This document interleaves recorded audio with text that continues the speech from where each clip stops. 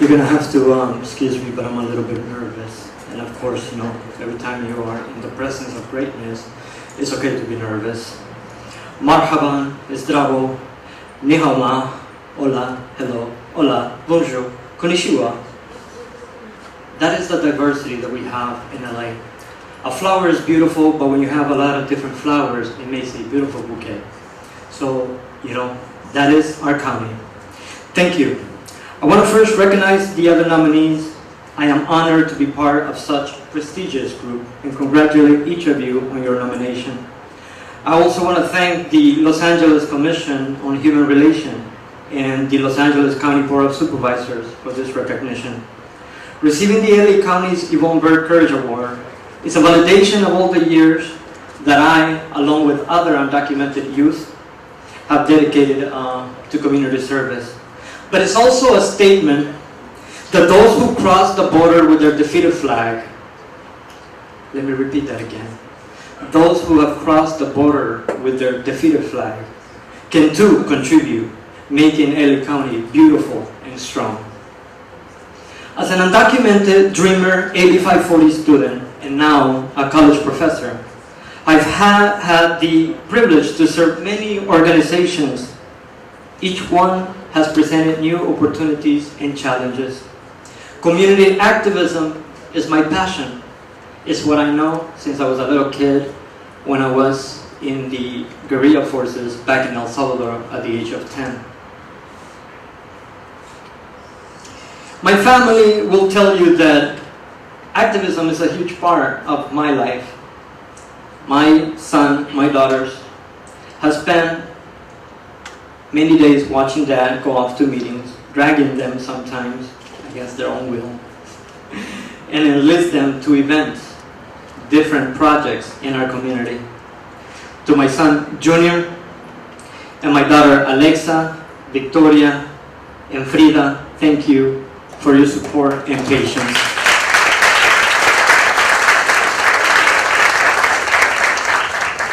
I came to this country as an unauthorized, unaccompanied minor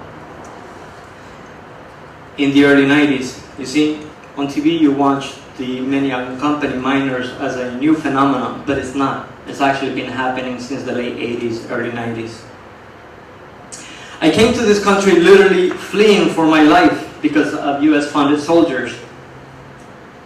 At the age of 8, I witnessed my grandmother killed in front of me.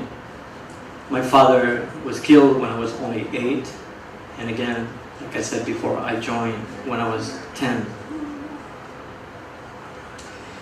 Since the early 1990s, when I became politically active, coming to the United States as a high school student, I worked on improving youth rights, immigration law reform, labor rights and equity in higher education. One of the things that scares many of my classmates back in 1994 was SOS, Save Our State Initiative by Pitt Wilson. So we did a high school walkout. Thomas Jefferson was one of the first high schools. And of course we were stopped right there by manual artists. But we continue the struggle, la lucha. I worked with the Honorable Marco Antonio Fireball in bringing awareness of the plight of young immigrants who eventually benefited from California Assembly Bill 540. Supporting Belmont High School students, I've also fasted, hunger strike, with other members of the Coalition for Humane Immigrant Rights of Los Angeles, CHIRLA, on behalf of immigrants of various ethnic groups, and with the Honorable Gil Cedillo while campaigning for the California DREAM Act. I've also provided training facilitation services for campaign organizations, helping to build strong multi-ethnic coalitions across our movement here in Los Angeles. More recently, I've helped and I assisted the Chancellor in bringing awareness of the undocumented youth in our community colleges, opening dream centers, providing a safe space for immigrant students. I strongly believe that learning is a crucial part of our social movements. Thinking back when I first became an activist, I did a lot of my work employing a sink or swim mentality. But I was fortunate enough to have people around me who helped me organize to understand the world around me. And I look back and I know that I risked my health, even my legal status, because in 2004, while I was a UCLA student, there was a knock on my door and I was arrested and placed in the process of deportation. However, I did not let that stop me. Once I was out, I started organizing again with the immigrant youth. In 2006, luckily I was granted political asylum. I was one of the last Salvadorians to be granted political asylum in this country. So I didn't let my legal status stop me from doing everything that I do in helping others. As a professor, I continue that tradition by mentoring others in academia and activism. I feel very proud to say that some of my mentees have become attorneys, teachers, engineers who have returned to the community. Mentoring others is vital.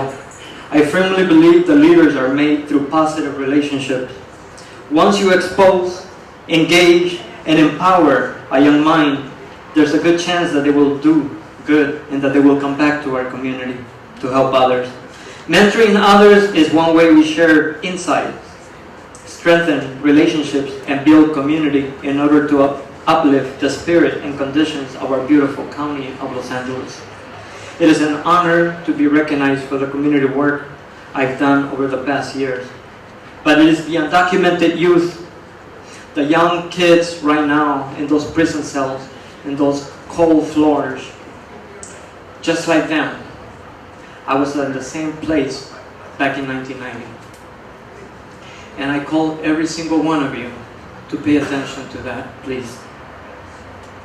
This award is a recognition of all those who have served and continue serving this beautiful county. They deserve your recognition too. And of course, I'm talking about the undocumented youth.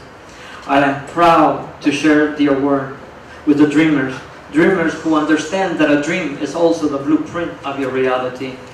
So I thank you on behalf of the community, undocumented community. Thank you for this award.